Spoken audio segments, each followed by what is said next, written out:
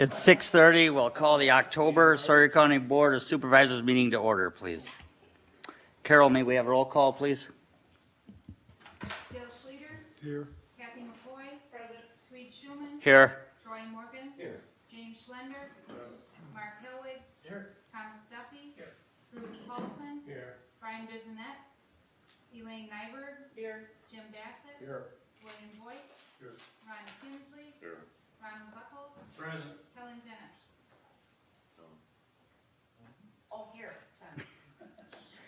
Okay, thank you, Carol. Let the record indicate we have a quorum. Please rise for the Pledge of Allegiance.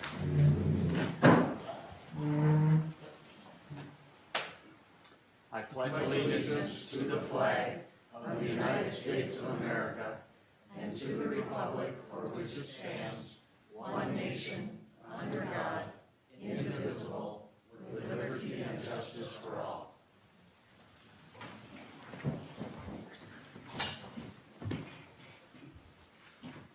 Okay, Carol, certification of compliance with the open meetings law, please.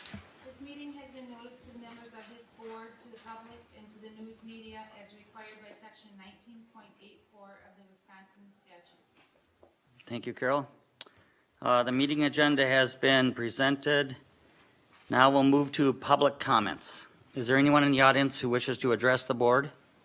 Please state your name and My name is Julie Thomas Teelitz. I'm the president of the Hayward Lakes Visitor and Convention Bureau.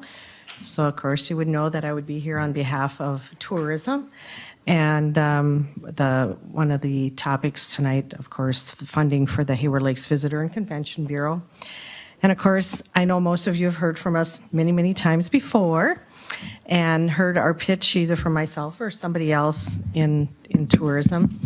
So tonight we thought we'd take a different approach, and really pleased that the Deputy Secretary of the Department of Tourism and other tourism people from the state of Wisconsin are here tonight to give different facts and statistics that are very relevant to our livelihood here in Sawyer County. And so I know Sarah Clavis would like to say some words to you tonight. Sarah. Good evening, ladies and gentlemen. I'm Sarah Clavis. I'm the Deputy Secretary at the Wisconsin Department of Tourism. Does tourism promotion and marketing matter? Or will visitors drift into Sawyer County and Hayward on their own? I'm going to provide you with some tools tonight to answer those questions, both logically and respectfully, with illustrating two common myths and misconceptions, and then providing you the evidence that refutes them. I'll present you a few elements of an actual case study that demonstrates what happens when tourism budgets are cut and marketing and promotions are eliminated. I'll show you some impact on tourism at the state level and here in Sawyer County. And then I'll address briefly what tourism and economic development does and means as they work together. Sarah, excuse me, but you have we'll give you 3 minutes, okay? Okay, I can get through please? this. All right. My goal is that by the time I'm finished, there'll be no doubt that tourism promotion and marketing lifts visitation, is an investment in the local community, and drives economic development. So myth number one is that the budget must be used for social services, opioid eradication, healthcare, and other community services. On a personal note, you won't find anyone more dedicated and no one with a personal story like myself. I am the grateful mother of a recovering meth addict. So I would never, ever ask for opioid treatment or medical care to be rescinded for anyone who needs it. But I will tell you that I believe that tourism promotion will help a county and a community to pay for these wonderful and very much needed tax, with tax revenue and the local government being involved. The other myth is that tourism will happen anyway and people will still come. And that just simply isn't true. It would be a startling contrast to what's going on right now in this vibrant tourism community, not to mention the disruption of this historical legacy in this community and the loss of jobs for people who call this beautiful place home. It's called the power of tourism, and without tourism, each household would pay an additional $660 in taxes. But right here in Sawyer County, you delivered $10.5 million in state and local taxes because of tourism. You generated $92 million in direct spending from visitors, and over 1,000 people were employed in this industry, and all told, they earned almost $23 million.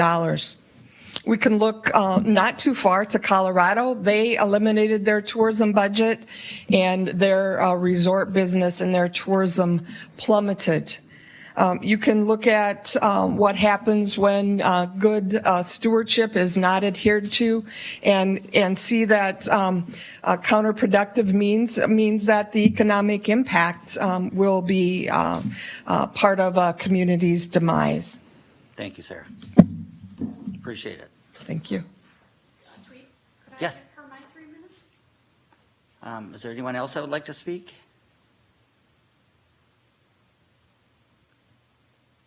Do you want to come up here with her, or that'd be fine? My question And- would be, this is a presentation, could it be on the agenda right now? I mean, public comments are supposed to be before. Right, I understand. I'm trying to limit them, Jim. Thank you. Go ahead. So these are public comments in terms of what the tourism organization. Saying you have a better chance to present without having the 3-minute window if it could have been on the agenda. Or trying to speak for you. Thank you very much for that. Tourism functions as the economic development front door because we are very much about attracting visitors. And people who view tourism promotion favorably are much more likely to come to an area to retire, to build a home, to stay and live, perhaps even to go to college. And that information comes directly from an international research firm. It's called the halo effect. And it's what happens when the tourism economy is lifted because people either have seen the tourism promotion or they have actually seen the promotion and come to a region to visit. So what I presented, I hope you see as a win-win scenario with the appropriate budget and attracting visitors to this area who are inspired to come because they want to visit here. You have a great chance of continuing the legacy of tourism in addition to economic development. Ladies and gentlemen, investing in tourism, marketing, and promotion is an investment in Sawyer County. Thank you. Thank you, Sarah. Okay, is there anyone else that would like to approach the board? Yes, ma'am. Linda Zilmer, Edgewater property owner, and I wanted to address the animal control ordinance that you'll be looking at tonight. I spent a lot of time looking at the first draft of that online prior to the committee meeting, had some questions, had some comments, had planned to go to that meeting, and then just before that meeting, I looked online again, and that draft ordinance had totally changed. And I'm like, well, why did I spend all this time looking at it? So I didn't go to the committee meeting. I don't know what happened at the committee meeting, but I do see the final draft has changed. Two things I have a question of that I would ask you to discuss. Number one, I believe there was a section that said if you killed an animal, say there's a dog went across the road and you killed it with your vehicle, you were supposed to notify the animal control officer or law enforcement. I didn't see that in there, but again, it's changed. And then I guess what I'm wondering about too is the very last item that was added about dogs damage to domestic animals, but it's capped a limit at $200. I don't understand why that's in there and why there's a cap.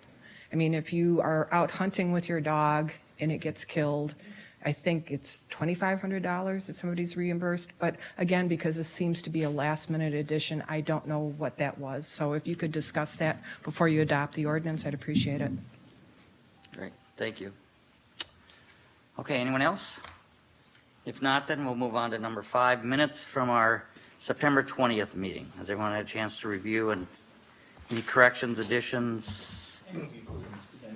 Motion by Mr. Duffy to approve, second by Mr. Kinsley. Okay, Troy?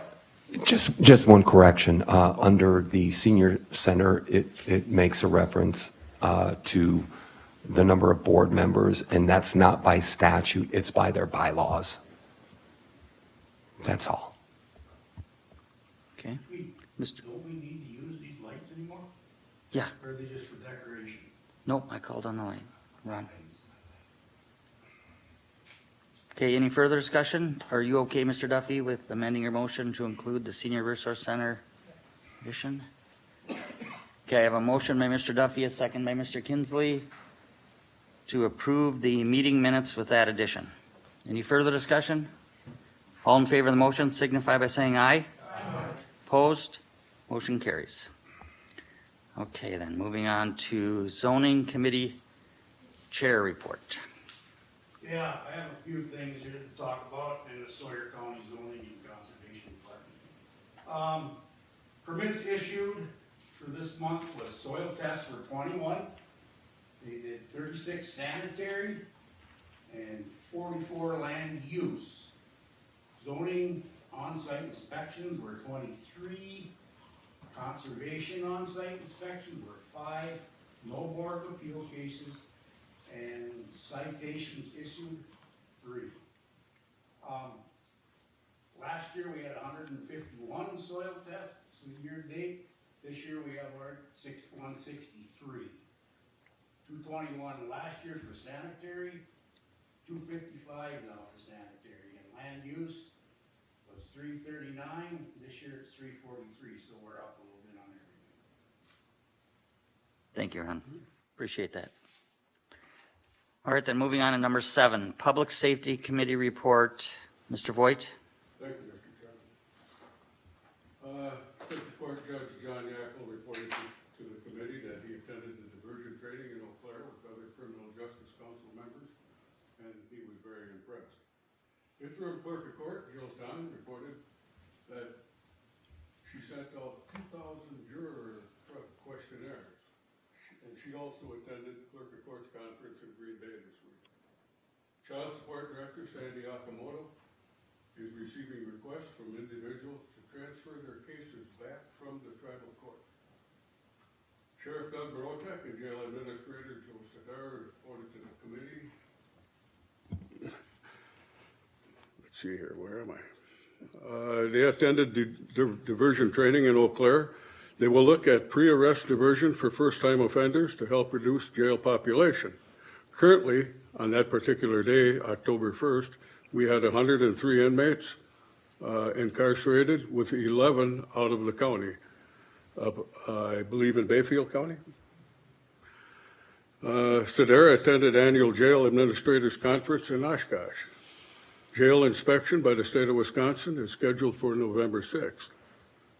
Tonight, there were 85 inmates when we toured the jail, 4 of us. Animal Control Officer Sherry Shelton presented her report, and animal control ordinance was passed by a unanimous vote. It's 22 pages long. I have a hard copy here, and I will address that one item that you said. Limitations of claims for damage by dogs to domestic animals.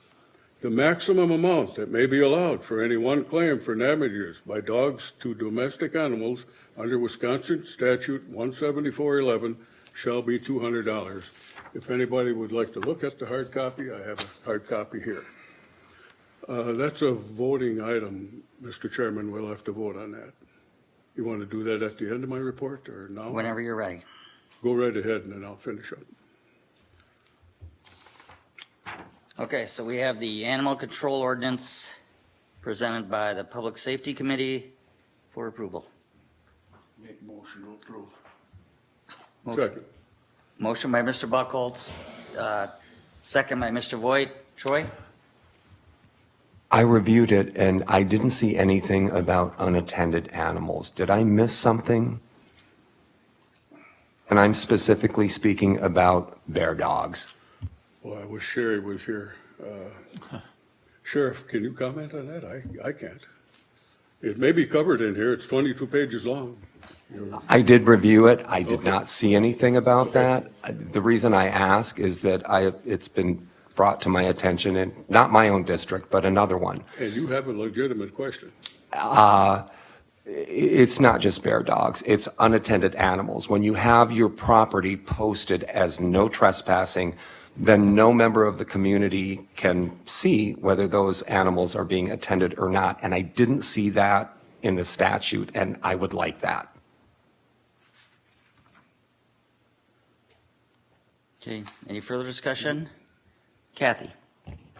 I had a couple questions also. One, when they were talking about control of vicious animals, and it talks about complying with the following regulations on page 15 about property and it being secure. I wonder, how does invisible fencing play into this? Because I know of incidences where people have German Shepherds, they run the fence line back and forth or whatever, they appear to be quite vicious. But there's a fence and it's invisible fence. Now, this is saying they have to be locked securely. Now, a child or anybody could cross that invisible fence, and there's lots of people with invisible fences out there. So I guess my question is, how does that play into this whole ordinance also? Because, you know, you could have invisible fence, but any child or anybody could walk across that, and does that allowed or whatever? So was one of my things that I just wondered, because it's just so common these days how that plays into this ordinance. Thank you. Mr. Schlender? Mine is a procedural question. Is there an animal control ordinance in place, and is this amending this, or is there not an animal control ordinance and we need to put this in? The reason why I say that is because while these concerns are being brought up, this has been vetted a few times, and if they've been vetted and not been addressed, maybe there's a reason why it hasn't been addressed, or we could pass this ordinance and then amend it with the proper response to the questions that are being raised. There is an ordinance in effect right now in Sawyer County. So what is the purpose then for this Can you ordinance? turn on your light, Jim? So we can hear you. To update it and make it, give more strength to it, So what does strength mean? so Sherry can enforce the law. So you can't enforce the ordinance that's in place now? Leave it on? Only when you're going to talk. All right, Mr. Voigt? You can continue. I'm sorry, Jim, I can't tell you. Well, I mean, because we have these concerns being raised, right?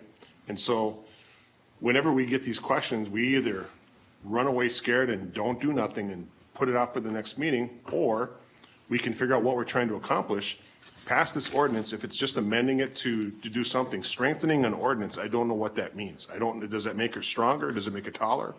You know, does she pay more money? Is there a gap in the previous ordinance that this addresses? Because what I'd like to not do is make us go through this whole thing every single month where we nitpick and find one single thing that comes out of there. If these are legitimate issues, they can be addressed. But if they're not, speak to the merit of what we're trying to do with this ordinance, then we can pass this ordinance and then we can direct council or whoever then to address these and bring up these amendments at a later time for consideration. Mr. Hoff? Yes, the animal control officer, Sherry Shelton, did work with attorney Rebecca Roker to review the 2002 animal control ordinance and submit this one before you. Maybe Rebecca is here, if she could maybe lend some answers to the questions that have been answered here. I don't have a draft of the ordinance with me, so I'm just going to pull up what the last draft was. First, I'll start with Supervisor Schlender's question in terms of strengthening the existing ordinance. Yes, you do have an ordinance in place right now. It is quite detailed. However, there have been statutory changes and administrative code changes that this ordinance now adopts. Also, staff felt that it needed to be this existing ordinance needed to be updated. And also, so your animal control Director Sherry, has more enforcement flexibility. And the reason that the ordinance is structured the way it is, yes, there was an existing ordinance, but the draft that was prepared as an amendment didn't quite fit in with the existing ordinance. So in my review, I suggested take the existing ordinance and put in the changes where they were appropriate, and then essentially readopt what the ordinance looks like now. So again, it keeps your existing ordinance, but it supplements. But the way that, in terms of the draft that Bill has, it's 22 pages because it does incorporate your existing ordinance. And I actually I have a red line of what was added to the ordinance, which I can share with folks. Again, I apologize, I don't have a hard copy. You can use mine, Rebecca. Do you have a red line of the changes that were made? So, Mr. Chairman. Mr. Schlender, just a second, Rebecca. One of the primary reasons that, or one of the primary motivations of changing the existing ordinance was to be able to address breeding facilities and dog kennels, what I refer to as puppy mills, and to have more strength in your ordinance to be able to regulate breeding facilities. And there are statutes and administrative codes on point, but you have the capabilities to strengthen those points, which is what this ordinance does. The way that the ordinance existed, or it exists right now prior to this amendment, Sherry felt that those restrictions were not strong enough. So we've given you far more, or we will be giving you in this amendment, far more powers to regulate those breeding facilities. Then there's just a few other points that Sherry felt were necessary and appropriate to add, which we did. In terms of the $200 that Ms. Zilmer mentioned, I'd have to check the statutes in terms of whether that $200 is referenced. But the fees and the numbers associated with this ordinance from a general standpoint is a policy decision for you all. We did alter the schedule of citations and the fees associated with those citations, and they were increased slightly. Actually, generally speaking, in the citation schedule, or the cost schedule, you've got approximately $10 to $25. So not, significant from the standpoint of they were doubled, but they're not so significant that it would be, $250 versus $10. Rebecca, Supervisor Schlender has a question. Sure. So every attorney knows to never ask a question they don't know the answer to. So what I was trying to help with Mr. Voigt is these are points that we had discussed at public safety, and that this is the reason why we're bringing this forward. What I'd like to not do is have to re-examine this whole ordinance tonight, but instead, if we could pass this ordinance as it's presented, take the concerns that are being raised by the supervisors, bring that back so that they can be vetted, and then if we need to, we can amend the ordinance going forward. This is only to get it updated because we're not in compliance with state statute. And so rather than getting bogged down in the minutia and debating it now, which is not the proper venue because we've already went through this discussion at public safety, instead, respect the work that we did in public safety. Let's review the ordinance. If you don't like it, get rid of it. If you like it, let's do it. And if there's something you want to change, raise it, and let's move on. We're going to be here all night. Thank you, Mr. Schlender. So Rebecca, we have a motion and a second on the floor to approve the animal control ordinance. Should it be amend the animal control ordinance, or can we say approve? You can say that you approve what's in front of you and what's on the agenda. That's appropriate. All right, so currently I have a motion by Mr. Kinsley, second by Mr. Voigt to approve the animal control ordinance that's in front of us. Any further discussion? Oh, Ron. I'm sorry, Ron. Okay, any further discussion? Yeah, I'd like to ask her a question. That, I can't remember the name that's used here, but the dangerous animal? Vicious, I think it was, vicious animal? Why, I guess I don't understand, why would we even want a vicious animal in Sawyer County? Does the law say we have to allow people to have any kind of, I'm not sure how to ask it, but you know what I'm headed here. Yeah, absolutely. Tell me about it. In terms of the county's ability to not permit vicious animals within the county, there's no law prohibiting you from doing that. In fact, some communities do that, where anything that is classified as a vicious animal is not permitted. And how it's implemented is oftentimes under a zoning ordinance that they're not the vicious animals are prohibited uses in any zoning classification. So it's actually the existing ordinance defined vicious animal. That's not something that's changing at this point in time. So that, I mean, if you would like to change that, that's certainly a policy decision. Or if, as Supervisor Schlender mentioned, you have the option of sending this back to your public safety to talk about additional provisions and amend what's in front of you and then bring it back to the board. That's certainly an option for you. Thank you, Rebecca. Okay, any further discussion on the motion and second? If not, all in favor of the motion signify by saying aye. Aye. Opposed? Aye. Motion carries. Thank you. Thank you, Rebecca. Thank you. All Okay, right. moving on. Supervisor Schlender reported on the Criminal Justice Coordinating Council. CJCC members attended training in Eau Claire on September 26th and 27th. They had a good discussion and brought back several possible options for Sawyer County. Sawyer County Ambulance Director Nate Dunstan provided a written report as he does each month.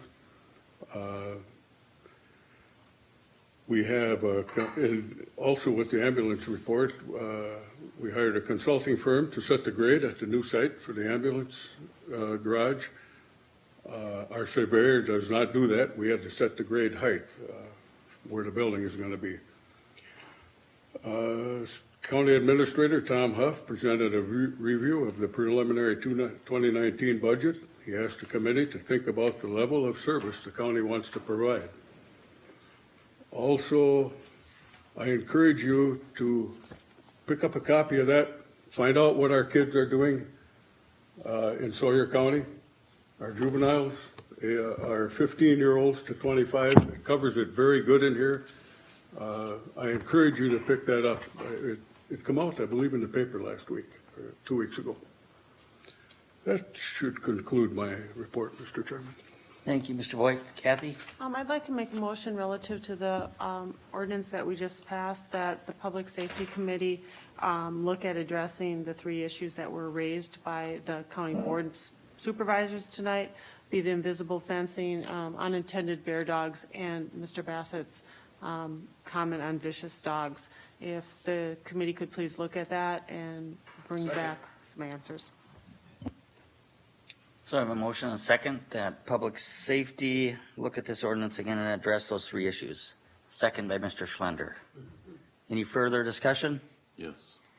Mr. Kinsley? If we're gonna go back and look at things, that's a good thing, but we also should look at that $200 for damages, because an example is in Russ County, 2 dogs destroyed 2 calves, and there were $1,500 calves, so $200 doesn't quite cover that.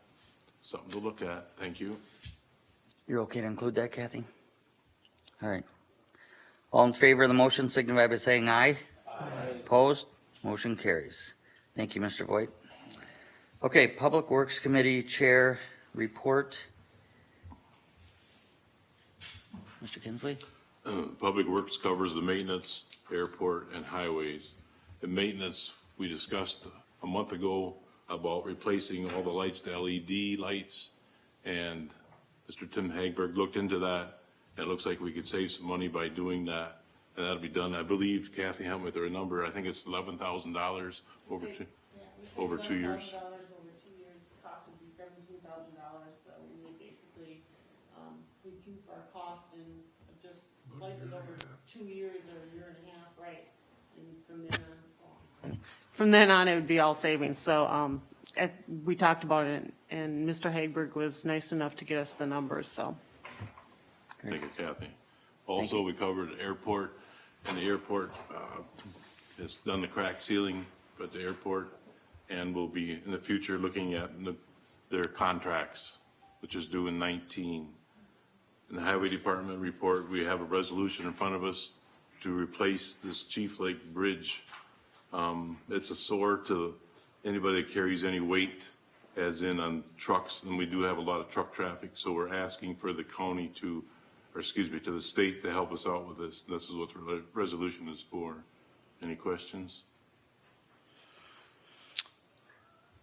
So at this time, I'll entertain a motion to approve the Chief River Bridge resolution. Kathy? I'd make a motion to approve the Chief River Bridge resolution as presented. Second. And you like it. Mr. Helwig, second? Okay. I went late on. Motion by Kathy, second by Mr. Helwig to approve the Chief River Bridge resolution. Any further discussion?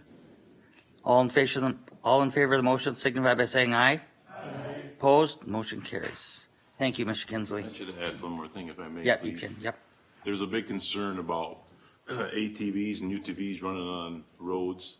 And at the last meeting we had on Wednesday, the 10th, we had a big crowd concerning just that. A lot of people would like to have all the roads open, and some people are against that. So it's going to be things that are becoming in the future. Thank you. Thank you, Mr. Kinsley. All right, then moving on to number 9, Land, Water, and Forest Resources Committee report. At the Mr. Paulson? Land, Water, and Forest Resources Committee, we approved the sale of land or property that's been recovered by the county through tax forfeitures. There was about something in the neighborhood, about $300,000 worth of bids. One thing that came up we've never seen before, I don't think we've ever seen it, there was a tie. 2 people bid the same amount for parcel 55. Consulting with our corporate counsel, we not extended, but their bidding was concluded October 17th, and the winning bid for parcel 55 was Stephen Harris at $17,600. We could send this back to the committee, but Diane Ince suggested or asked that we approve it here so she can complete all of her paperwork for all of the other parcels that were sold. Mr. Kinsley? Move to approve. Land sale bid approval for parcel 55.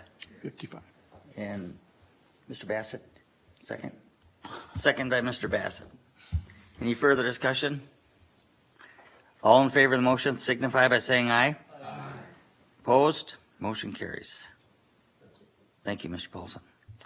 Okay, number 10, Health and Human Services Board Chair Report. Kathy? I don't have a lot to report. Basically, the bylaws have gone to the attorney to have her or him start to review them.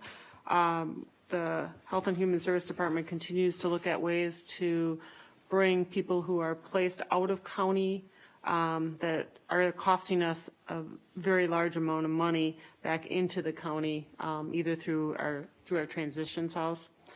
Other than that, they're continuing to work with the CCS, getting that up and running. That's basically all I have to report. Okay, thank you, Kathy. Okay, moving on to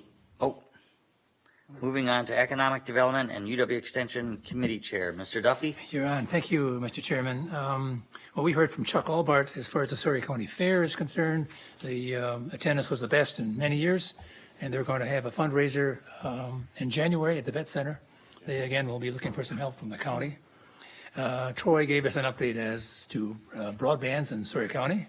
And then we heard from the Department of Tourism, again, much of what you heard tonight.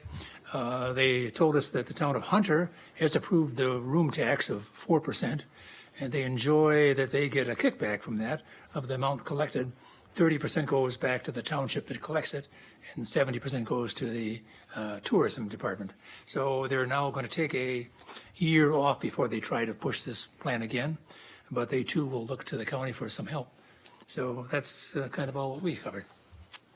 Okay, thank you, Mr. Duffy. All right, then, moving on to number 12, Finance Committee Chair Report. Mr. Paulson? Mr. Chairman, the Finance Committee spent its whole meeting time talking about the 2019 budget, and it'll be covered by Mr. Hoff when he does his budget discussion. Thank you, sir. Okay, number 13, County Administrator's 2019 Budget Presentation. Mr. Hoff? Good evening. Okay, we've got a discussion on the 2019 budget, which will start out by talking about where we're at and how we got here. We've kind of been working through a timeline. We've got a few steps left in the process.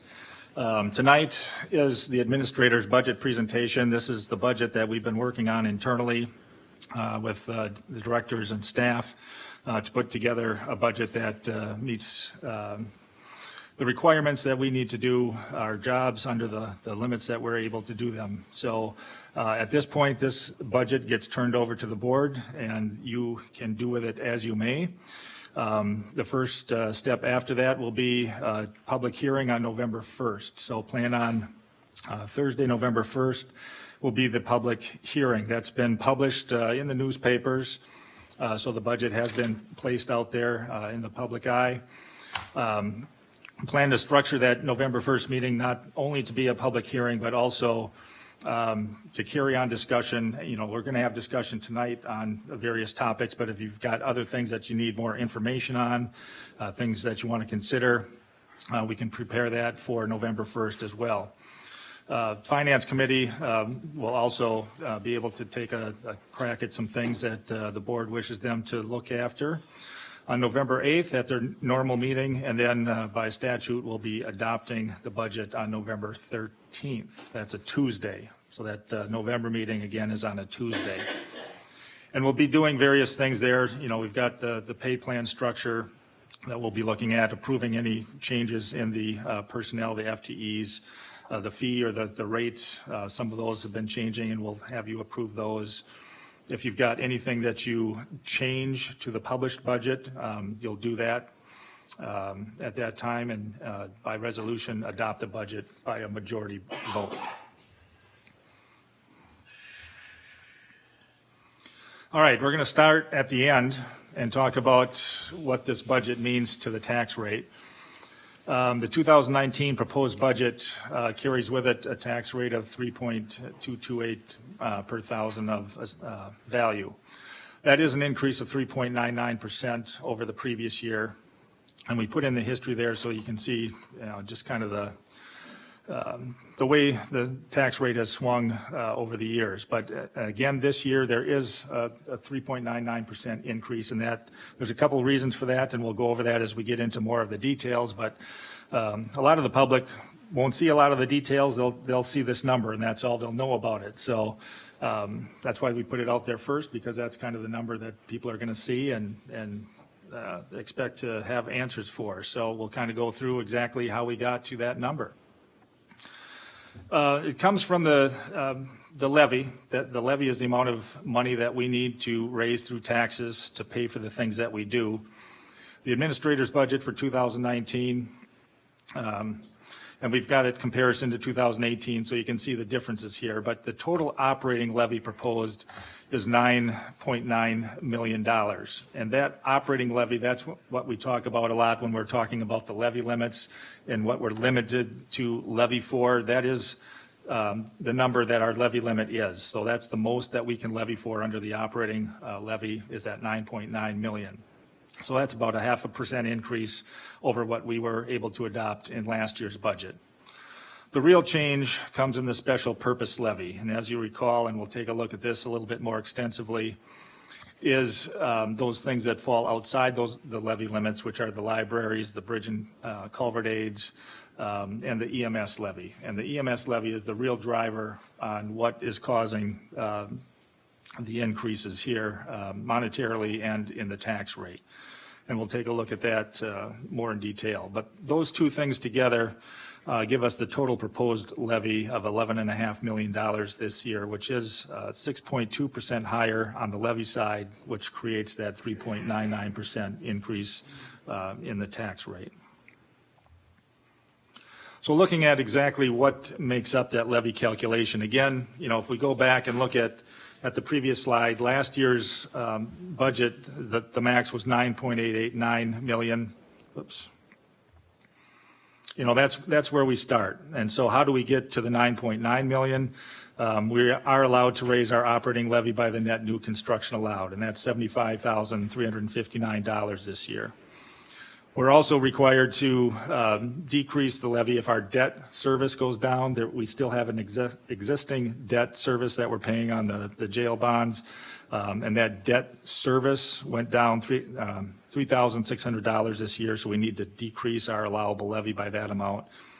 And then the state made a change in the way personal property aid comes to us. So on the levy side, it comes down, and I believe that it was a wash with some aid that they give us outside of the levy. So those numbers make up the $9.9 million operating levy that we can levy this year.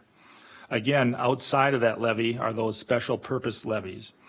And that 1.579 that we saw on the previous slide is made up of those items. The libraries, the Hayward Library, $200,000, the Winter Library, $73,000, and the LCO Ojibwa College Community Library requested this year $10,500. And then we've got what had been normally called the out-of-county libraries, and I have that in red. I'll go to the next screen here just so we can see all the libraries that we're funding through that. And this is a statutory requirement that we're required to fund these libraries, and there's a formula for that. But you can see the black numbers again are those numbers I mentioned, the 200, the 73, and the 10.5 are those libraries within the county that have requested those funds. The numbers in red signify what we had kind of called the out-of-county libraries in the past. And we had always funded the LCO Ojibwa Community Library at about $25,000 to $27,000 each and every year. This year they requested $10,500 additional to that. And then those other libraries requested the amounts there in red, and that is by formula. There's a formula in the statute that says, based on your circulation and where the people are, if they're coming from Sawyer County, then they get reimbursed those funds. So they submit information. That's what it is. So it's just provided to you to show you what's made up in that library service component of the special purpose levy. In addition to that, it's the $74,500 bridge and culvert aid.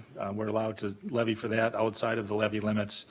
And then the big drivers here of the special purpose levy are the cost for EMS service. That's what I've referred to as the deficit. We do get money from the patients that take a ride in an ambulance, and we do collect revenue for that. But because the expenses, the cost of the ambulance and the service is higher than what we collect from the patients, there is an amount that is funded by county levy. And the amount in the budget is currently $703,850. That's a much larger number than we've seen in the past on the budget side, but it's a number that we're realizing on the actual side. We've budgeted numbers on the revenue side that we haven't hit since, and I've got a slide in here that shows that as well. But as we look at the service that we're providing and what it's costing and the revenue that we're bringing in, I think this number more represents what we'll see providing the service that we do. In addition to that is the capital improvement portion of the EMS levy, and we'll take a look at what makes that up, as well as the indirect costs. So those components of EMS help comprise that $1.5 million special purpose levy, which brings us to a total levy of $11.5 million. Again, that's a 6.2% increase over what we had levied last year.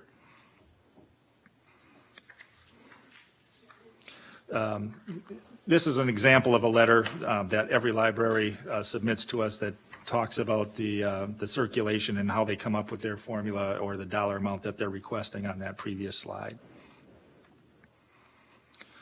Okay, getting to the EMS levy, that first number again is the budget deficit, and you'll see that number is quite a bit higher than what we had budgeted in 2018.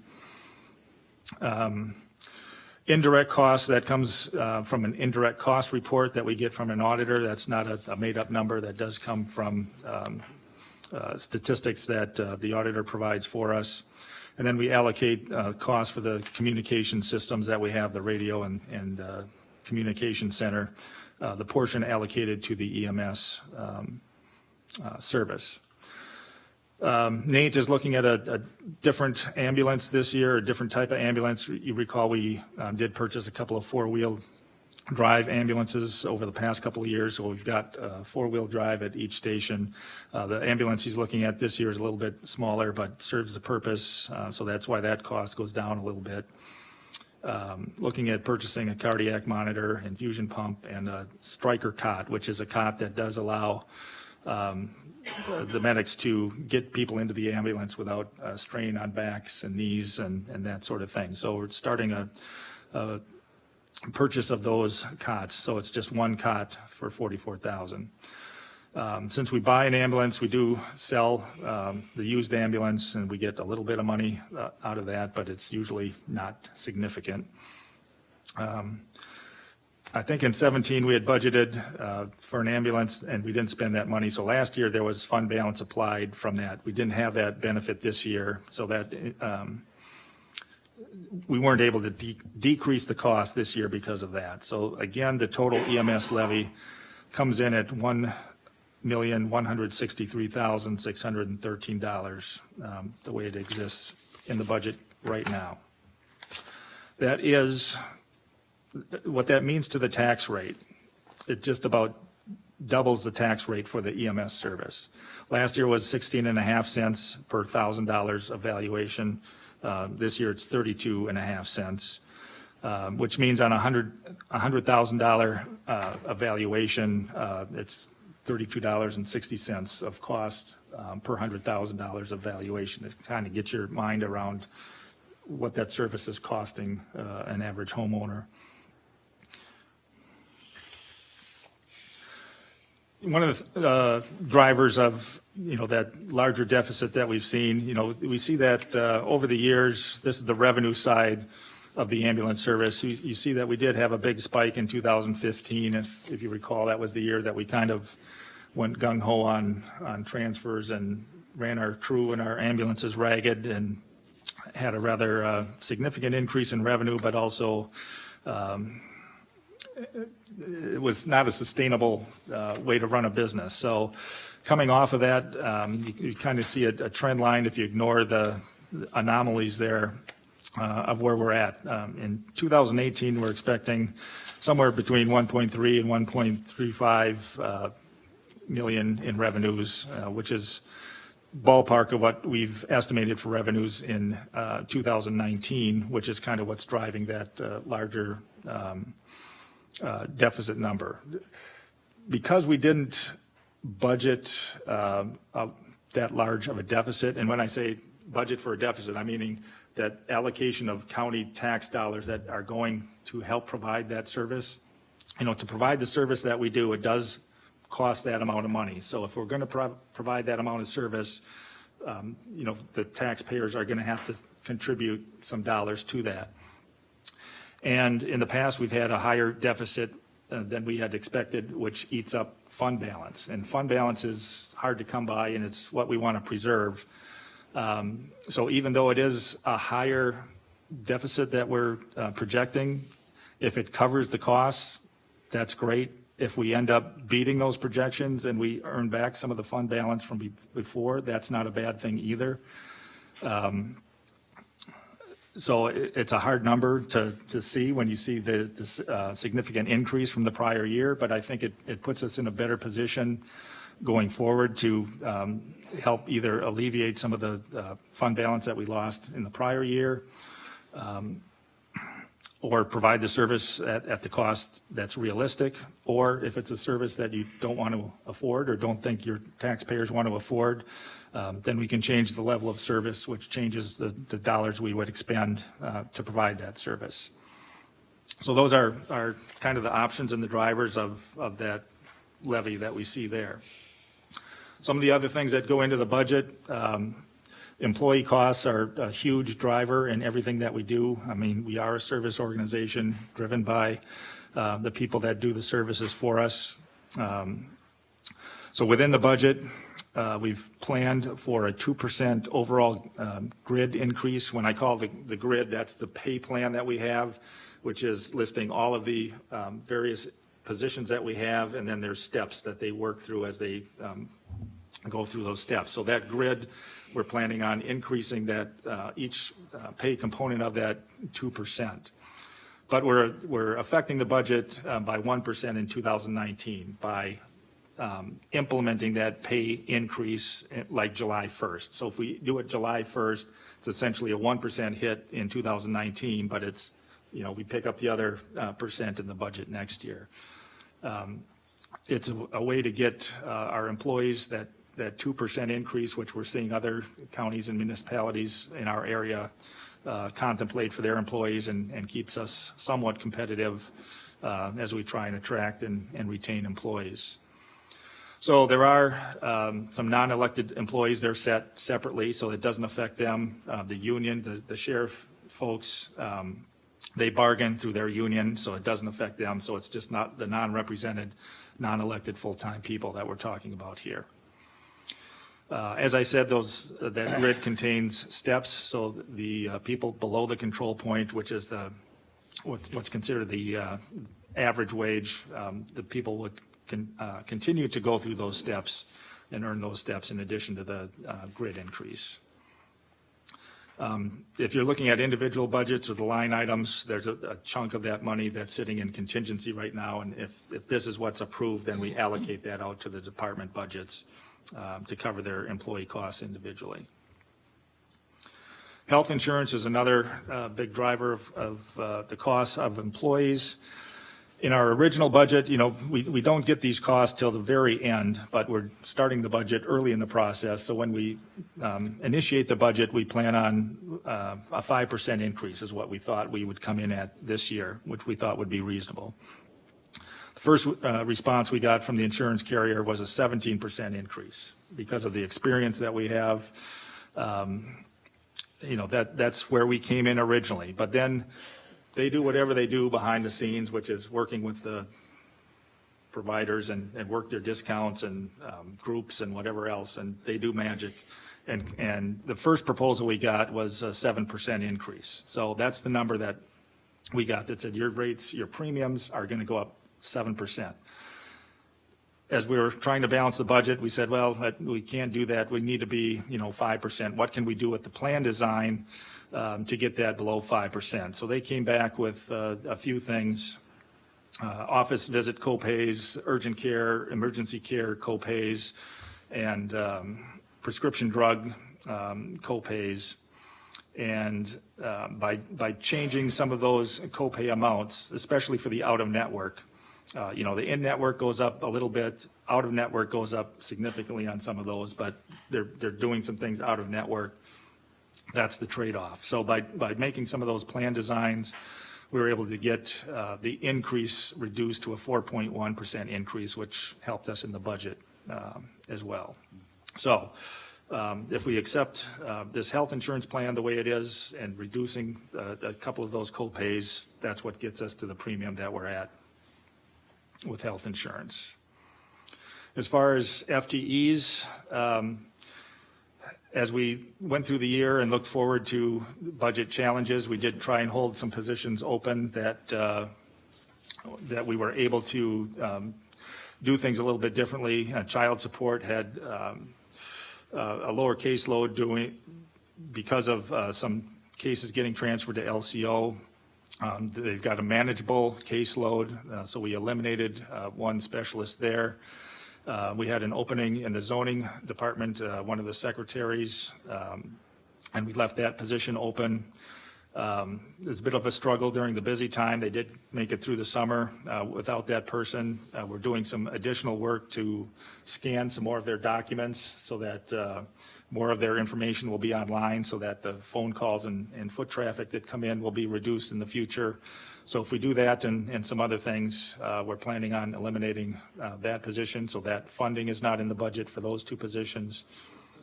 There was a proposal to add a juvenile justice social worker within the Health and Human Services Department. And there was also some discussion about a retirement there and some overlap funding for a couple of months. And when we went through the budget and reduced some things, we reduced that overlap funding within the budget and reduced or accepted the fact that they do need a social worker, but started funding it in July instead of for the full year. So that allowed us to reduce the budget in Health and Human Services a little bit to get us down to where we needed to be. Outside organizations, there was some mention from the Visitors Bureau, which one of the organizations that you fund. This is the list of organizations that you have historically funded and who have requested funding again this year, and the amounts that they have requested. So there haven't been any changes from the amounts that they have requested. Other than denoting that the two items with the stars on them are funded a little bit differently. So the other entities like the fair and the Senior Resource Center, the transit, the other items are funded under that operating levy. So as we talked initially, the amount of money that we have to spend under the operating levy funding is going to those organizations from that source. The starred ones are funded in the budget through the Resource Development Fund.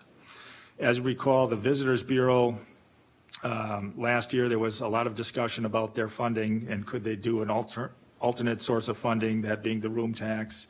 And there was some discussion about if they were able to get some room tax dollars, that perhaps the county wouldn't have to fund it to that extent. We all have heard the room tax stories. Room tax is not something a county can adopt. It's done at the town's level.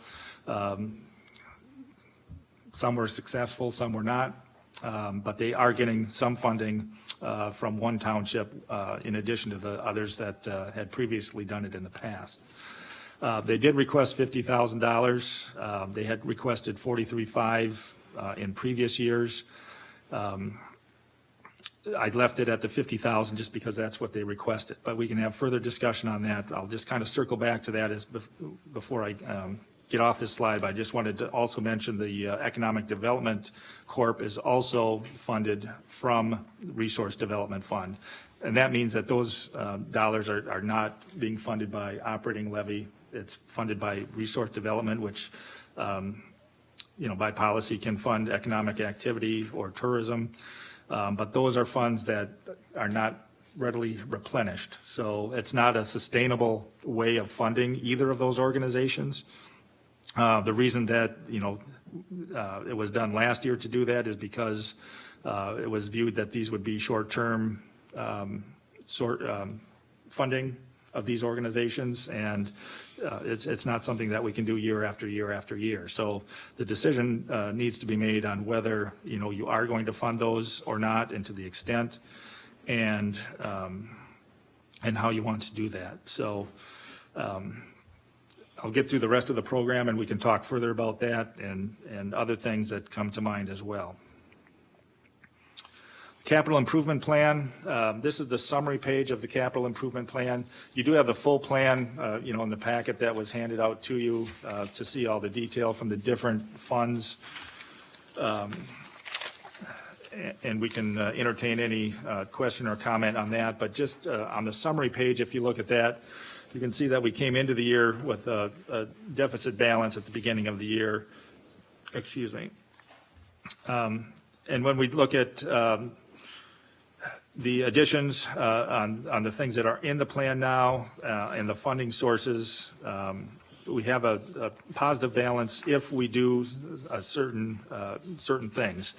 The tax levy, the operating levy funds $224,000 of the items in the capital plan this year. The EMS levy is supporting $202,500 of the items purchased or requested in the capital plan this year. And then there's an amount listed there is transfer from general fund, $500,000. And that's the amount that we had actually planned to do that in a prior year, and we hadn't done it to date because we're looking at other funding alternatives for that. I mean, you can do that. You can fund the capital items with that fund balance. Is that the best thing to do? Or is it better to maybe bond or issue debt for those capital items, or do some other alternative other than using fund balance? And I'll cover that here shortly. But I just want to talk about, the fund balance that we did apply within the budget. There's different funds and reasons for that, and we can cover that, and Mike probably has some better explanations on those, but I think that was a question that came up in a prior session, so we did provide that information to you. We talked a little bit about the debt that we currently have on that original slide when we're talking about the debt levy, excuse me, the levy limit and that $3,600 reduction. You can see in the 2019 principal and interest payment is $3,600 lower than our debt payment last year, which is why that adjustment was made in the operating levy. So you can see that this debt schedule goes out to 2024, and then that debt is paid off.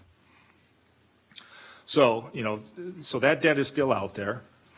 And if you go down the road of issuing debt for capital items this year or in future years, one of the options you would have is the State Trust Fund Loan Program, which is a relatively easy program for governments to get a loan from. You can get funds within, a month or two after application, and it does require you to levy a tax sufficient to make the principal and interest payment. So it does allow you to pay for those items outside of the operating levy if you wanted to issue that debt.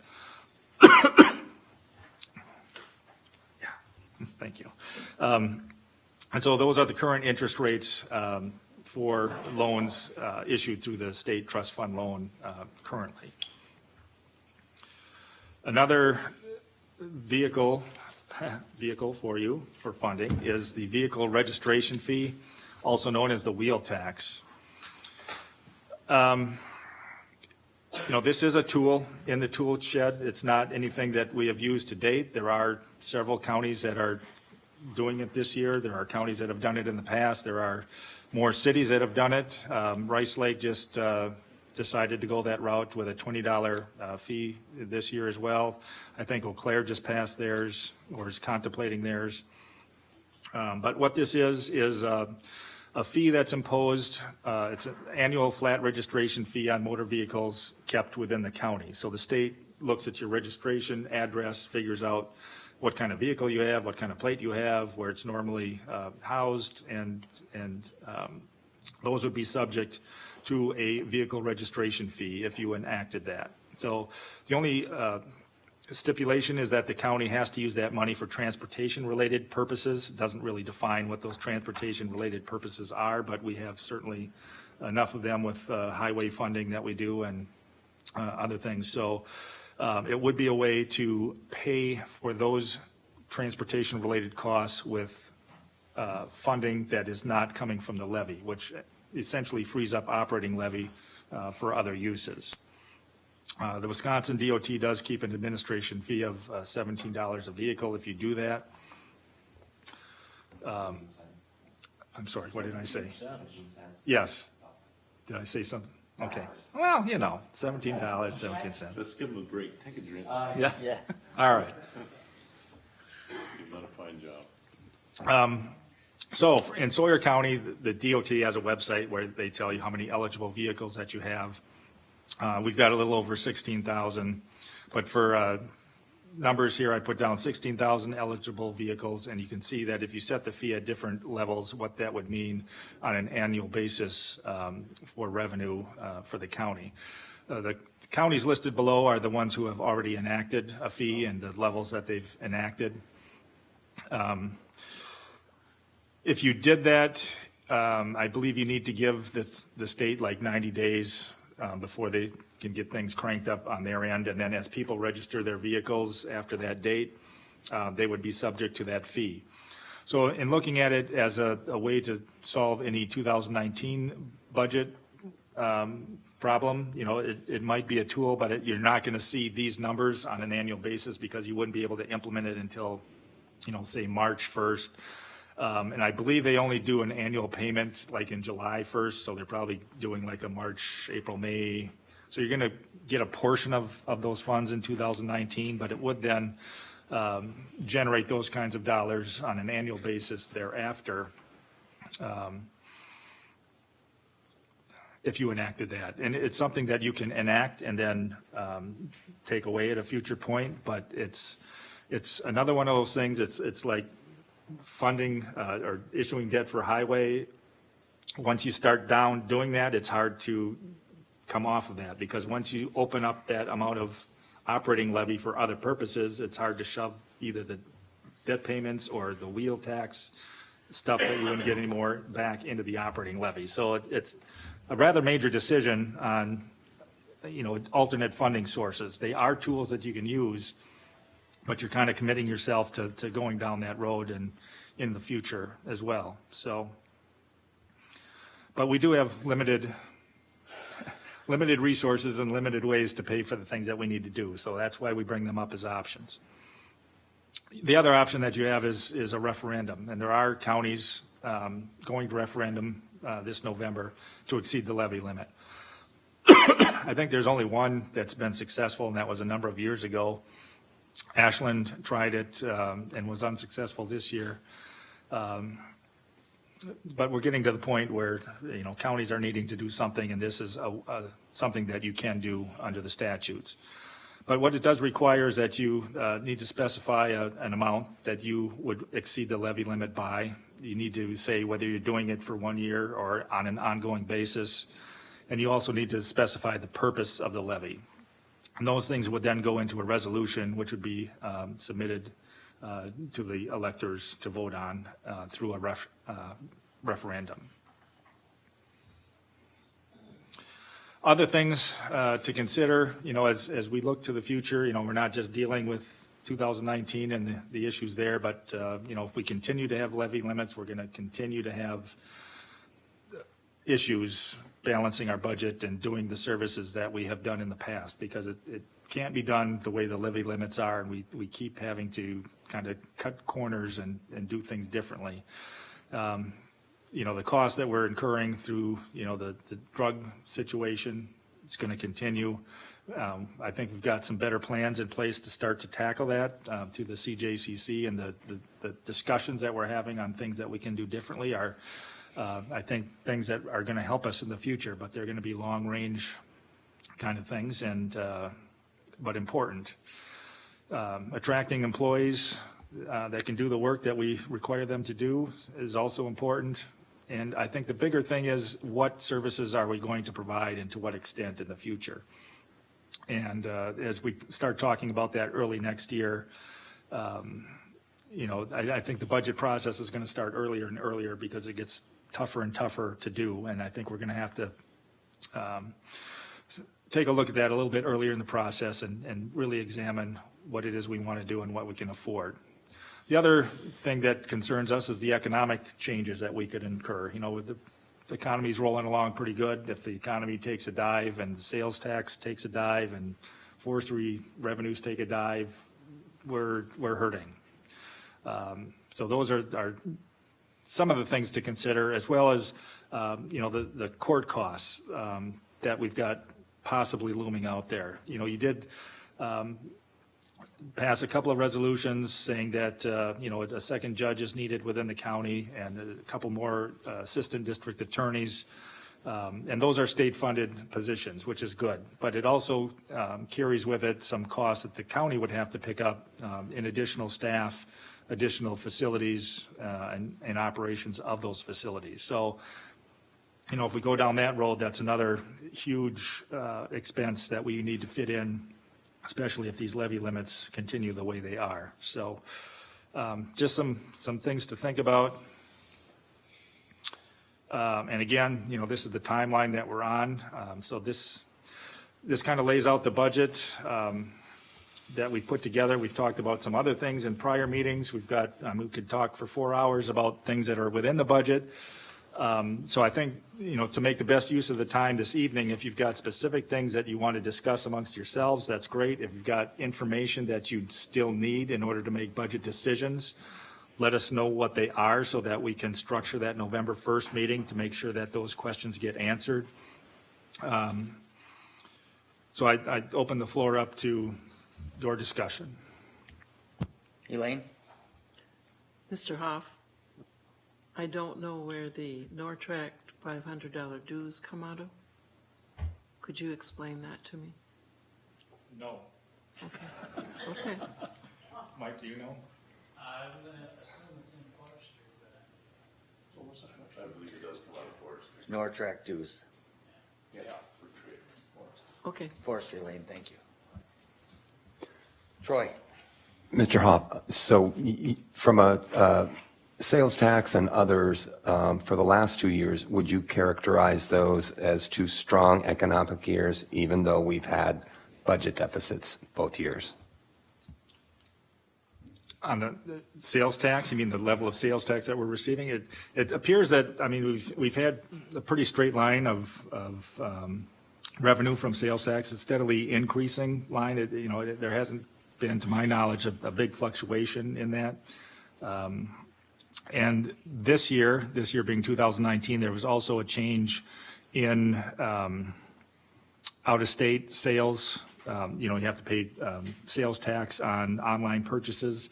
The estimates that we've seen state that might be a 2.5% increase in addition to what normally happens. We didn't really factor that in because we don't really know what's going to happen. So we hopefully have a little bit of room there in what's going to happen in the future. In case things go south, then we still should get a little bump because of that purpose. But does that answer your question? Okay. Mr. Helwig? Couple of questions. That outside library that we pay, do all counties do that? Okay. Yes, that's a state statute requirement that all counties pick up the tab for those libraries that have circulation of your residents in their libraries. And there's a formula for that they submit to us. And can you explain to me the Economic Development Corporation $25,000? The Economic Development Corporation was funded at $25,000. That was a new program that was started, was it 2 years ago? And that, I believe the original thought was that seed money would help them get off the ground, and that was, the board required matching funds in order to get that money. And so I believe that's the way that it still is. I went by the slide already.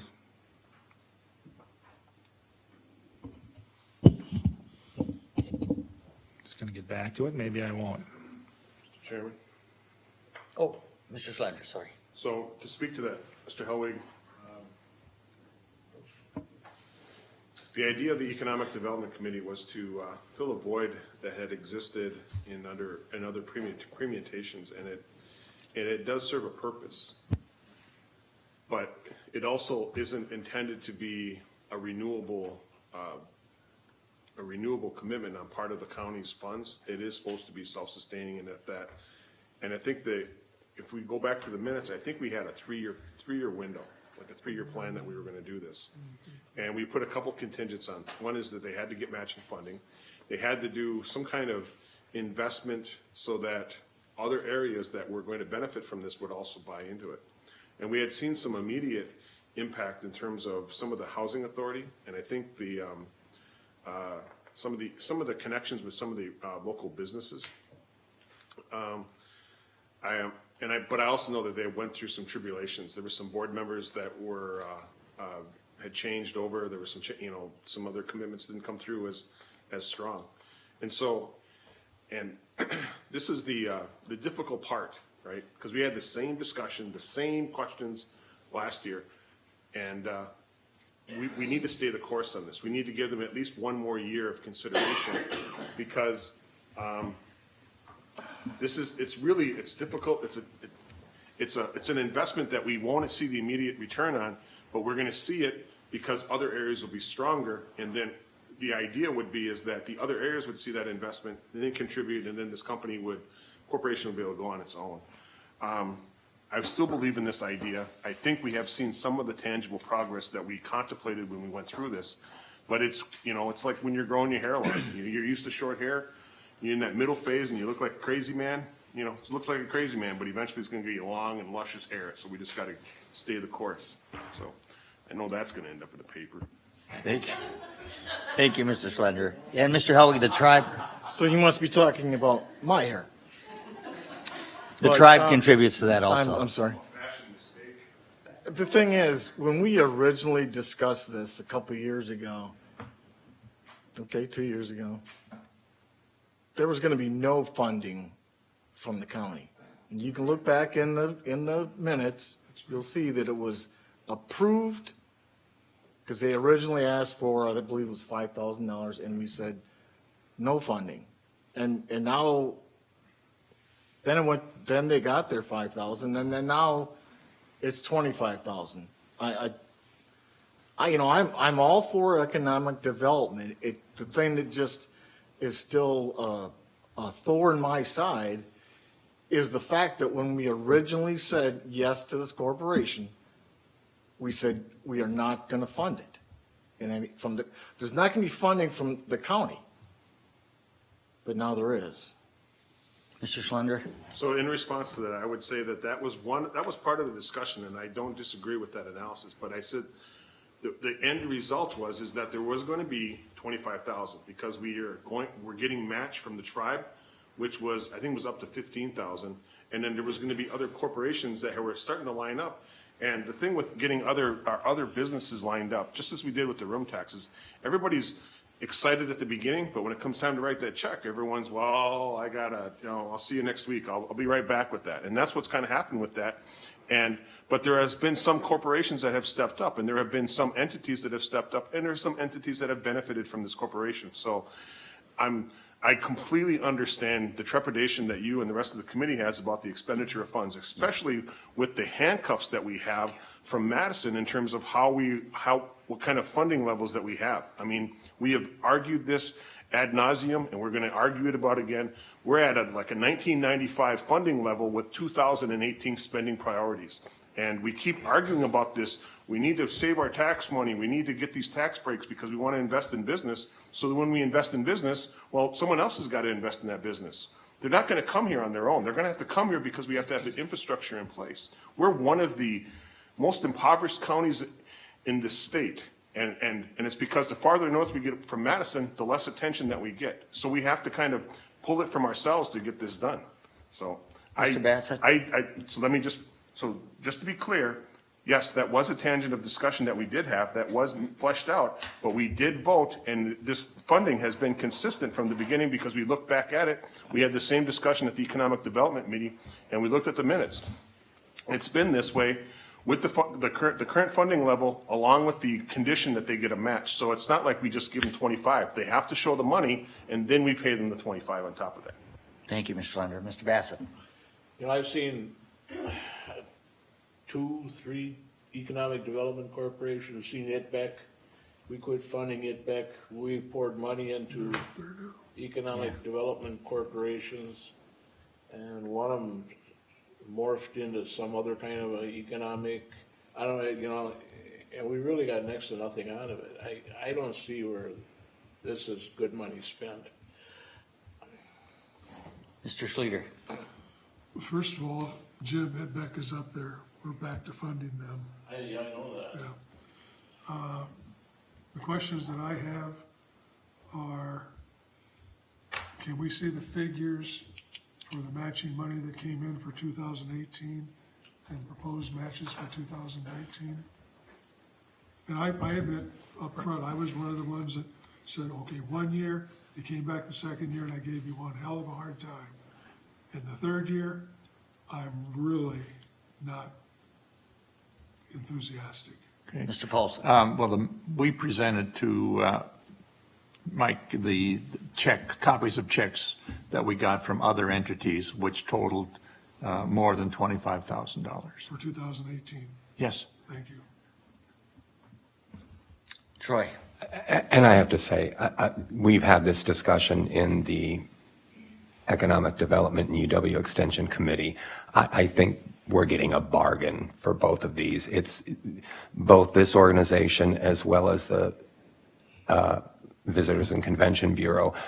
It's one of those things that you'll miss it when it's gone. I mean, compared to other counties, and I'll be happy to get some figures if the board would like them, but compared to other counties and what they're doing, these are really tiny figures of money. Thank you, Troy. Tom, I guess I have a question for you. What have we heard on the opioid lawsuit that we tagged in with? Is there anything going to show in 2019 for that, or do you have any estimate? Or No, there's no contemplation of any monies coming in to us.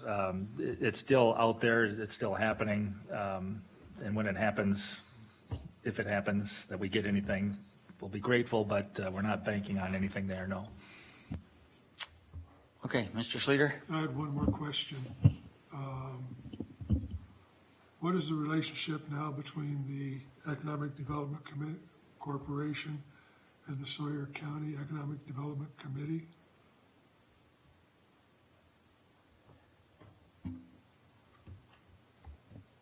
Bruce?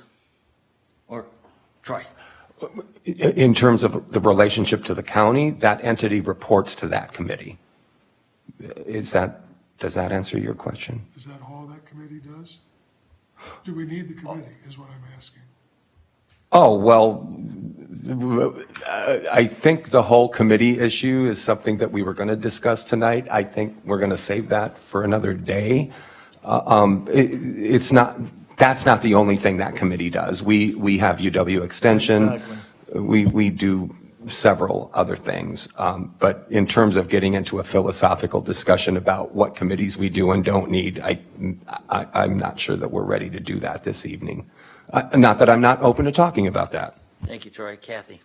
I just have a question for Mike, probably, just to clarify some numbers for me.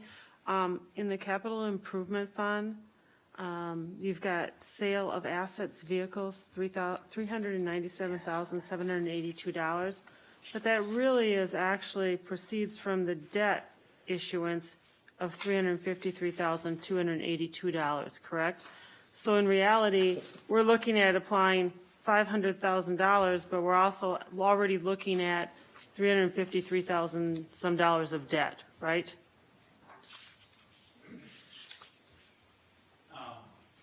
Yeah, so let me get to the page you're looking at. I just want to make sure. So we are now talking about So you're on the public safety. $900,000, right? Yeah. Right, so the way it's built into the budget, the ambulance facility that we're proposing to build next spring now, I believe it is, it's in the budget as we would borrow to pay for that. And So anything we would borrow for, that would be in addition to it. right, so we're looking at 900,000 basically, not quite 900,000 total. If we were to take the $500,000 from the transfer Yes. that we're short and then add to it it got lumped with sale of assets, vehicles. I'm not really sure why, but it did. So, and then we have to add, well, it'd actually be $350,000 to that figure. So $850,000. Correct. If we were going to borrow to actually make this work. Correct. Okay, thank you. Mr. Duffy? What effort are we making to collect delinquent court fines? Tom?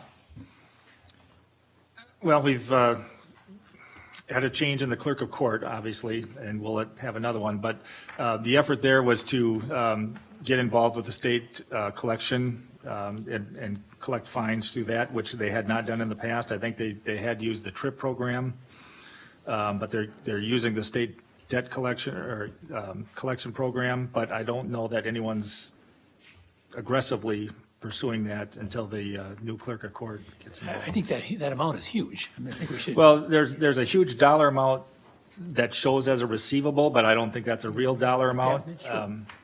But there is money to be collected out there, And we yes. should be aggressive about that, I think. Yes. Thank you, Mr. Duffy. Mr. Bassett? How much is unpaid in ambulance fees at this time?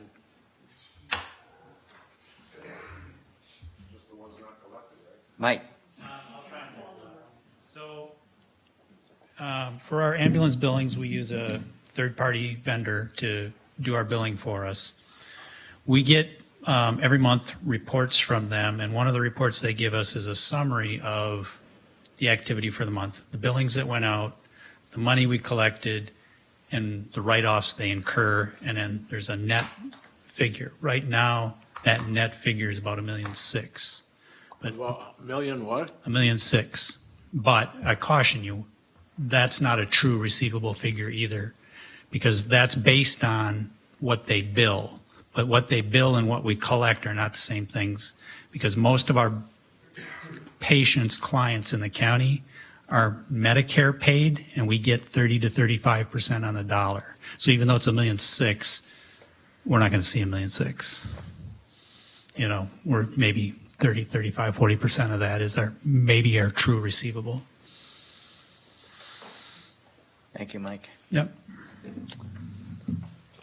And that, Okay. and that receivable is going up every month. So in a sense, that's a good thing, because, you know, that overall number is going higher, but it's also, we're collecting more because of it. Mike Donley, have we made an increase in transfers with our ambulance department? We had talked about that between Great Divide and Hayward transferring out of our hospital.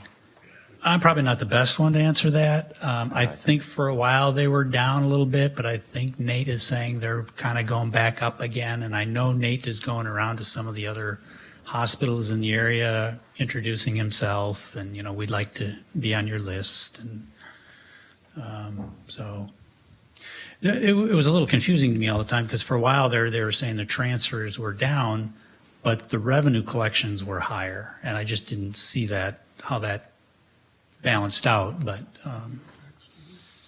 it's the way it was going. Thank you. Mr. Schluter? Thank you, Mike. Mr. Chairman, I got Dale first. I'm sorry. Then you- Yep. I'd like to have a conversation about the wheel tax. It's a very real, excuse me, it's a very real source of income. Okay. Nobody likes an additional tax, but it could be used as a stopgap measure. I understand what Mr. Hoff is saying, that once you have a source of revenue, it's hard to give it up.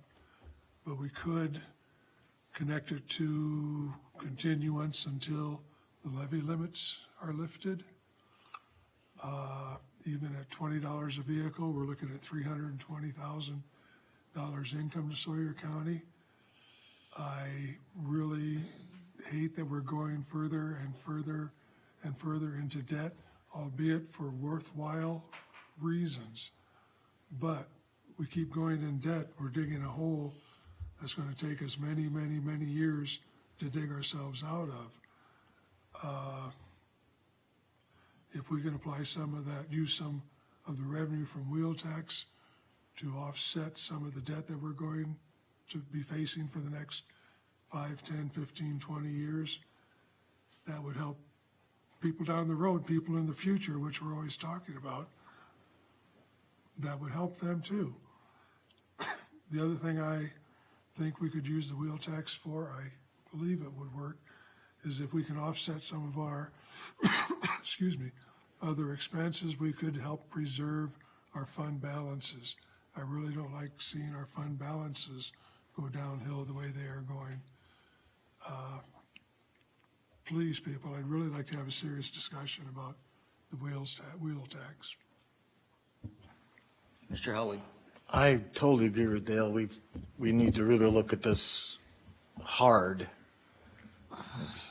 It's a good vehicle for getting money Thank for you, the sir. county. Just a second, Mr. Bassett. Tom, what is the normal, these other counties have instituted the wheel tax. What is it $20, $25? What are they? Yeah. It's up there. The amounts the other counties that have enacted it so far. So it's between 20 and 25, huh? Between 10 and 30. Okay. All right. Mr. Bassett. Yeah, back when the sales tax, the 0.5% that was tacked on the sales tax, there was promoted whatever, i.e., we can get rid of it anytime we want. And once you put something like that on, it's on forever. I don't understand why we're not looking. We have departments that service a minuscule amount of taxpayers in Sawyer County. I think we need to be looking at reduction, not adding taxes. I hate adding taxes. Thank you. Thank you, Mr. Bassett. Mr. Morgan. I understand the attractiveness of the wheel tax, but I know in the Finance Committee, when we were talking about this, it seems to me like more of a stopgap thing. And I'm not averse to that, but when Mr. Hoff can speak to this, I'm sure, but we're going to be doing this every year as all of the other expenses go up. So it might help us out for a year or two. It's something that I believe is extremely unpopular. Honestly, I mean, when we were at the listening session in winter, I heard more than once, if we need these services, then raise the taxes. I don't know if doing a wheel tax is the best way. Why not a referendum? Mr. Schlender. So, as is the norm for us, we talk about what our fiscal responsibility is, the level of services that we offer, and then we try to put that dollar figure on it. And I don't know if I'm a proponent of the wheel tax, but I do know that we have an obligation to the people that live here, but we also have an obligation to the people that we invite to come here. And we need to maintain the services that we have. We need to respect the contribution from the people who show up every day to do the work, whether they're the deputies or the clerks, or, we want to make sure that this place is that we're responsible for maintaining this, right? And you can't do it for free. We can't do it with this idea that we're going to trust it to the visitors. Half our property, is owned by people that come here, part-time. And our current framework of government has barred us from changing the property tax value to the ones who really draw the benefit from these services being offered. And so we're left then to tax the ones that can't protect themselves. And so if we institute this wheel tax, and we're going to raise the amount of registration for everyone every year. And I don't know if it's fair. Taxes are never fair.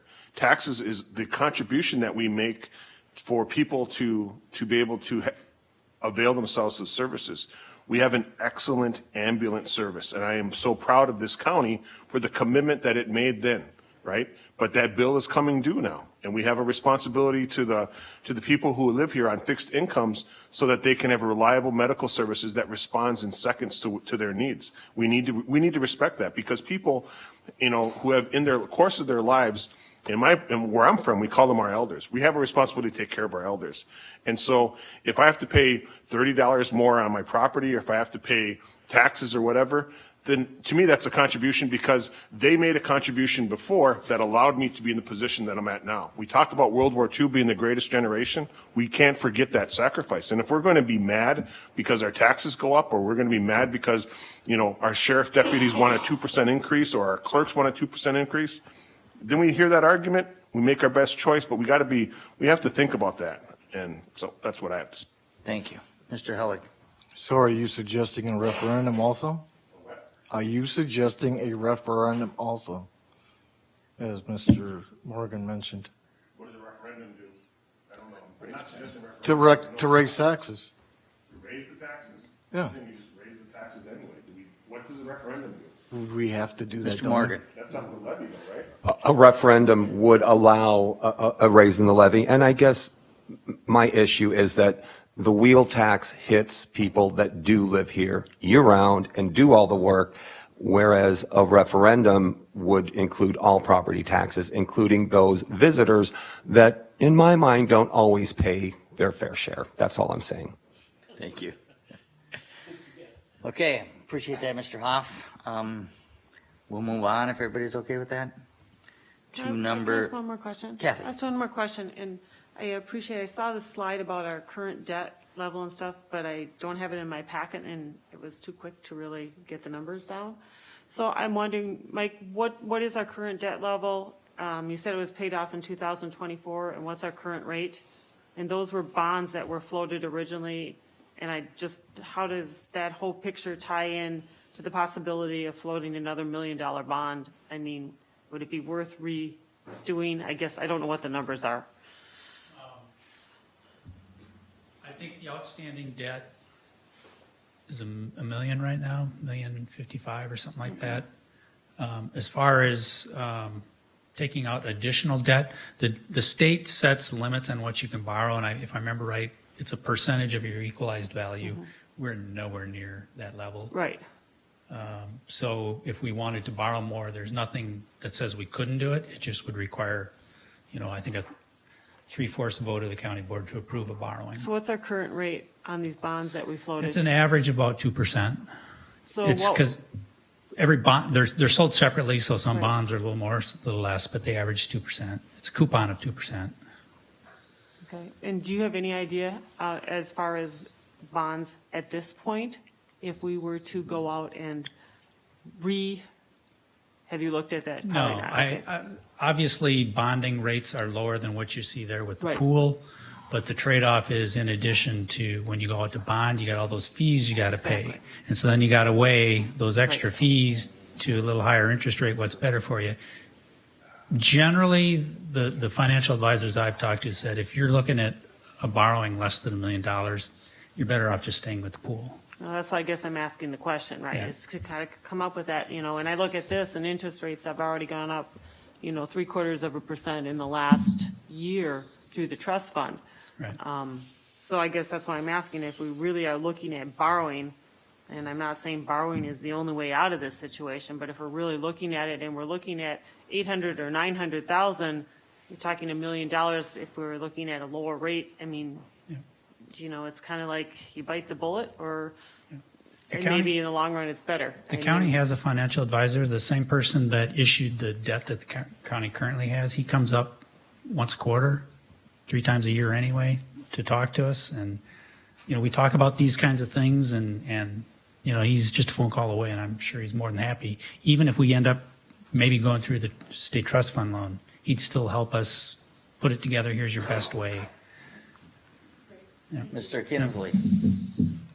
Thank you. Mr. Steeder brought up the idea of wheel tax to talk about it. And since this idea has been kicked around, I've talked to 10 different people that are taxpayers in our area. And every one of them said, look at the business you're in. The business I'm in is collecting money from people.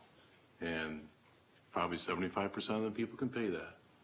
And there's a lot more that can't pay it. And now you want to put more tax on them? The 10 people I've talked to were all against it. There's 15 board members here. Tentative, we're going to have a meeting on November 1st. I suggest you talk to your taxpayers and see what they say. Thank you. Great point. All right, then. Moving on to number 14, then, date for public hearing on 2019 budget. Mr. Kinsley? Oh. No, I'm trying to shut it off. Oh, sorry. So, Mr. Hoff, we need a motion then to approve the date of our public hearing on November 1st?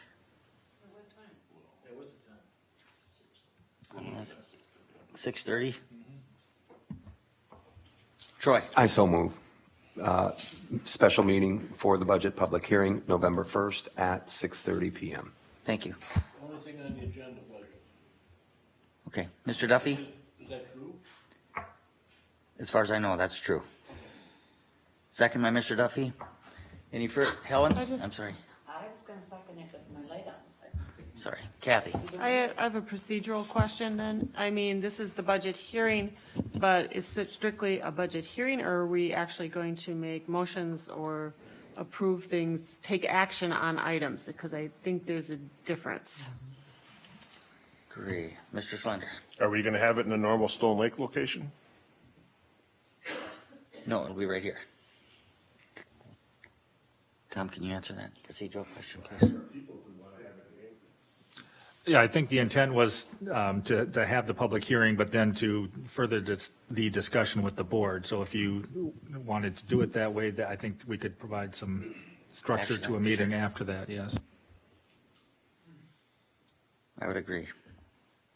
Okay, so I have a motion and a second to approve. One more question before we go. Oh, to the Mr. Slaughter, full yes, vote. sir. So are we locked with Hayward? Have we looked at the idea of maybe having a public hearing where other people may want to participate? Or is it always going to be Hayward? Yeah, this Well, meeting it's is the in county seat, Hayward. it's going to be Hayward forever, but we have a duty to involve the people from the other parts of the county. I mean, don't we have, we're 15 different districts of this county, yet Hayward seems to get all the business. It's just a question, you know, I mean, I don't mean to be a shocker, but I will bet you there are some people who would think, oh, man, well, maybe we can go to Winter, or we can go, you know, go somewhere else. It's just a question. Yeah, thanks, Jim. Elaine? I already have a commitment for that date and time. Okay, sorry. Kathy? I was just going to say, I think it's great if we have other meetings other places, but I do think the public hearing on the budget should be held in Hayward.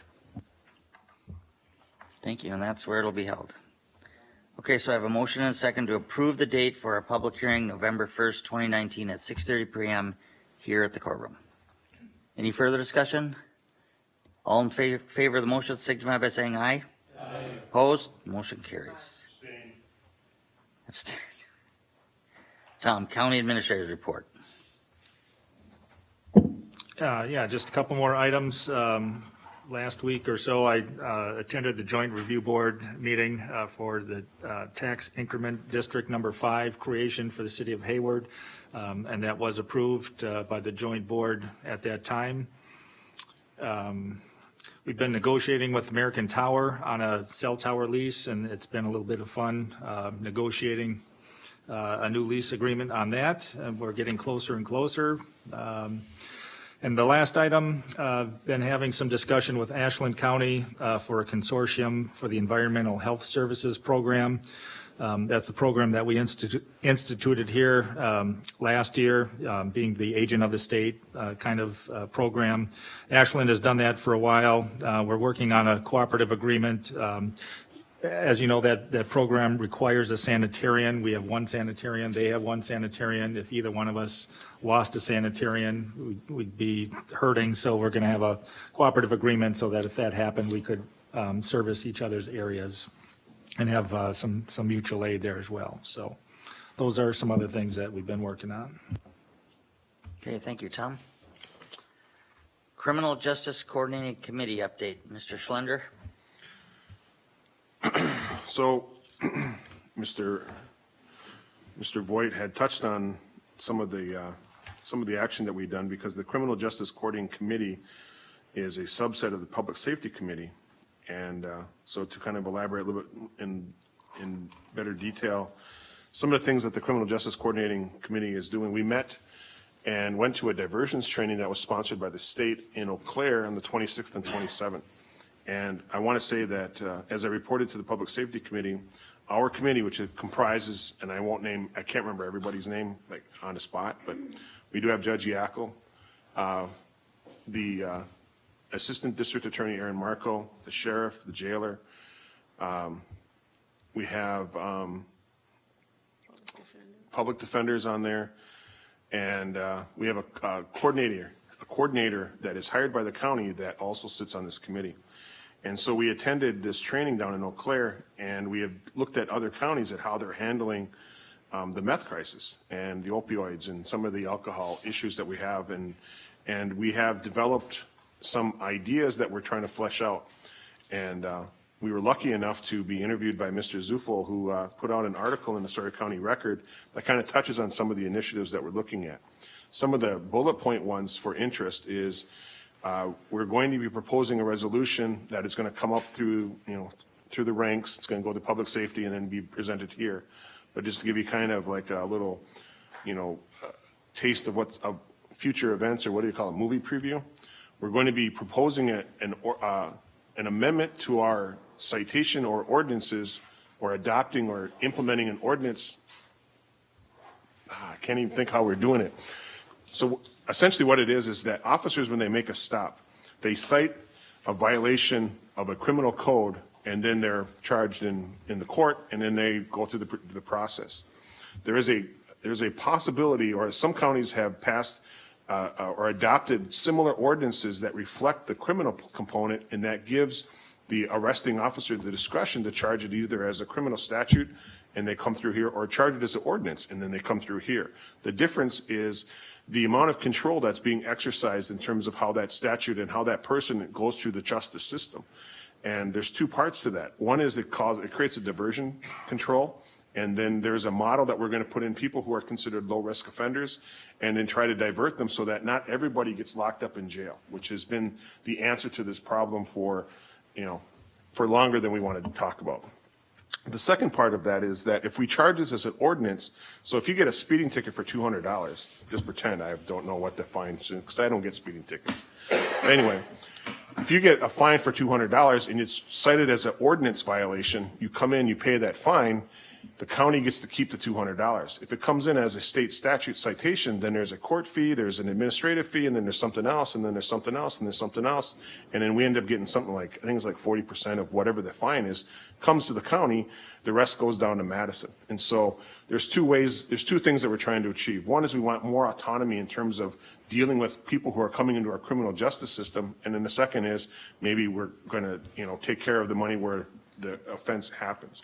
Another thing we're looking at is there's a tier system in terms of the elements of the criminal justice system. So when someone perpetrates or commits a crime, there is an officer that interacts with them, and then when they're charged out, there's a district attorney that interacts with them, and then once they're convicted, then there's a judge that interacts with them, and then once they've been sentenced, then there's a corrections agent or the jail that deals with them.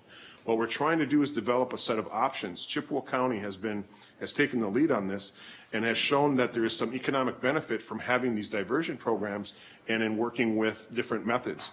The reason why we want to look at this and why it's such a good idea is that when people who are the perpetual offenders, it's not so much and I can't think of the term, but it's usually a crime that's based on an addiction rather than like malfeasance. And so you want to try to give that person a break. It's this, we want to be Wisconsin nice as much as we can.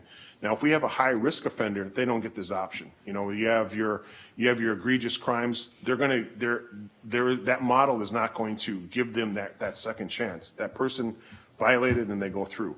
But if you have someone who has developed an addiction to meth and they're going through this degradation of their lifestyle because of the addiction, we want to make sure that we provide them services. Now, I'm not saying that we're the fixer. We're not the solution to that, because someone who's addicted will tell you unless they want to get help, they're not going to accept help. But what we want to do is we want to, as they plummet down into this, as they go to the bottom of their bottle, we want to make sure that there's an option for them to get help, because maybe that's their bottom and maybe that's where they come forward, and we have that. The goal is to the first step of this goal is to alleviate some of the jail population, because we're running almost at full capacity. The second thing we want to do is we want to start identifying other means of treatment. We want to get people that are, if we can get them, an ounce of prevention is better than a pound of cure. So if we can get them services and get them treatment earlier on, then we can get them diverted away from this path of what they're doing. So these are different things that we've worked on, and we have a model. And so the Criminal Justice Committee is working on this. I'm going to tell you that the Criminal Justice Committee is a joint venture between the county and the tribe, and so that both entities are making financial contributions to pay for both the salary of this committee as well as some of the expenses, and we're working on that in the budget. And so I don't want this to, as we get the ideas of trying to subtract services, this is another little seed that we need to kind of cultivate and keep going forward, because it's going to make a contribution. It's going to have not just a financial assistance to the county in terms of some of the diverting of people going to different areas, but it's also going to help with our quality of life with people. So, I mean, it's not a panacea, but it is, you know, it's a worthwhile adventure that we're making positive steps. So, Mr. Chairman, that is. Thank you, Mr. my Slender. report. Mr. Hellwig. Is the jail administrator on that committee? Thank you. All right, thank you. Matters for discussion only. Anybody have anything? Mr. Kinsley.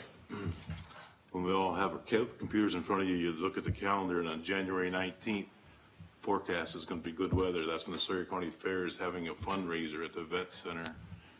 They're working hard to try to get out of debt, and they have a big debt load, and this is one way that they can raise money to get out of that debt. So if you could attend to that, that'd be great. Again, that's January 19th. Thank you. Thank you, Mr. Kinsley. Okay, if not, Kathy. What I'd like to look at, or perhaps our attorney can look at, is the possibility of having a event user fee. So when different groups are using our trails for various events, whether it's biking, running, whatever, that there would be a event user fee for the use of those trails. I think we have something kind of in place, but it's not consistent. And so it would be a great way to raise some additional revenue sources and put them back into that resource development fund that's being depleted, and provide some additional services to the residents of the county.